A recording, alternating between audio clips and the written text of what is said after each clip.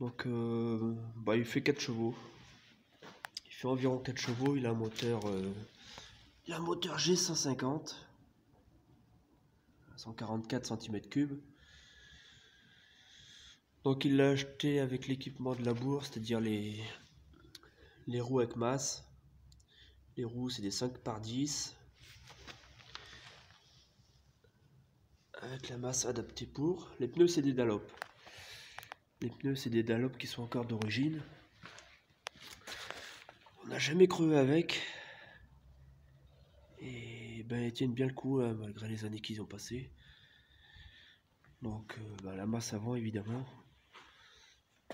Et la charrue qu'il a eu en même temps quand il a été livré. Donc celui-là il a 4 vitesses. Donc il est transformable en motobineuse pour fraiser. Ou sinon en mettant le kit labour, hein, les 2 pneus, la masse avant et la charrue pour labourer. Voilà, petit tour de la bébête qui est bien conservée malgré tout. Hein. En général, si c'est bien entretenu, ça vieillit assez bien.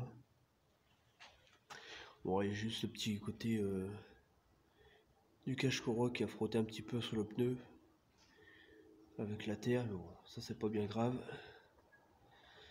Mis à part ça, tout le reste, il est ok. Voilà. On n'a jamais rien changé dessus, à part un peu plus de 40 ans, on a changé uniquement une fois la bougie, une fois la courroie de transmission, et une fois la corde du lanceur qui avait cassé. Forcément à force ça s'use. Et j'avais remplacé la petite durite, c'était une petite durite en caoutchouc fort fine. Bon, je l'avais changée parce qu'elle était pincée, puis elle avait fini par se crever. Donc voilà. Donc ceux qui disent que Honda c'est pas fiable, bon, nous on n'a jamais eu de soucis avec, hein. On n'a jamais eu de panne moteur, jamais eu de casse. Donc si c'est bien entretenu, c'est comme tout, ça dure. Alors il y avait la question de la courroie. Parce que on peut fraiser et on peut labourer avec un F400. Évidemment si la terre n'est pas trop dure. Si c'est de la terre assez légère, bon ça passe bien malgré tout. Donc là, vous avez une poulie. La poulie qui est sur le moteur. Donc vous avez la courroie qui se met sur l'intérieur du moteur. Et côté boîte, elle va sur la poulie. Côté boîte, la plus grande poulie. Donc ça c'est la position pour labourer. Et position fraisage, on bascule la courroie, on vient la mettre ici. Et à l'arrière, elle vient sur la petite courroie ici. Donc voilà. Bon, ça permet de démultiplier la puissance du moteur en fonction du travail à faire. Évidemment, si vous allez mettre la courroie en mode fraisage pour labourer, les roues vont patiner sur place, ça va tourner trop vite. Donc ça ne fera pas le boulot comme il faut. Voilà en ce qui concerne la courroie. Hop. On va remettre le cache.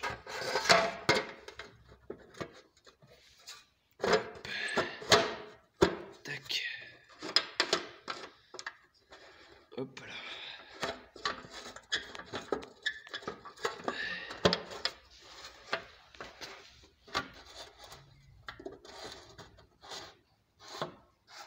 Voilà. D'une main, c'est pas toujours évident. Là, voilà, c'est bon, ça c'est fait. Hop. Donc 4 vitesses, donc évidemment vous avez 2 vitesses pour le fraisage. Et si vous changez la courroie de place, vous avez 2 vitesses de labour. En général, je mets toujours la première pour labourer. Et puis c'est tout. Après, point mort et marche arrière. C'est tout, c'est pas difficile. Alors il y avait aussi l'écartement des roues. en fonction de la charrue. Alors, bah voilà la largeur de l'écartement des roues pour labourer. Donc bah là vous avez la goupille pour retirer la roue et mettre les fraises à la place. Donc une fois que ça s'est mis, bah d'origine elle a été réglée au 3e cran. Donc bah, vous avez, je crois que vous en avez que 2 maximum il me semble sur le support, et d'origine elle a été mise sur le 3e. Donc bah, on n'a jamais touché à l'écartement des roues et ça va bien quoi en fait. Évidemment si vous allez rapprocher la roue, bah, vous n'allez pas faire un labeur très très large. Et si vous écartez trop la roue, bah, ça risque d'être difficile, hein. Vous n'allez pas faire un boulot correct.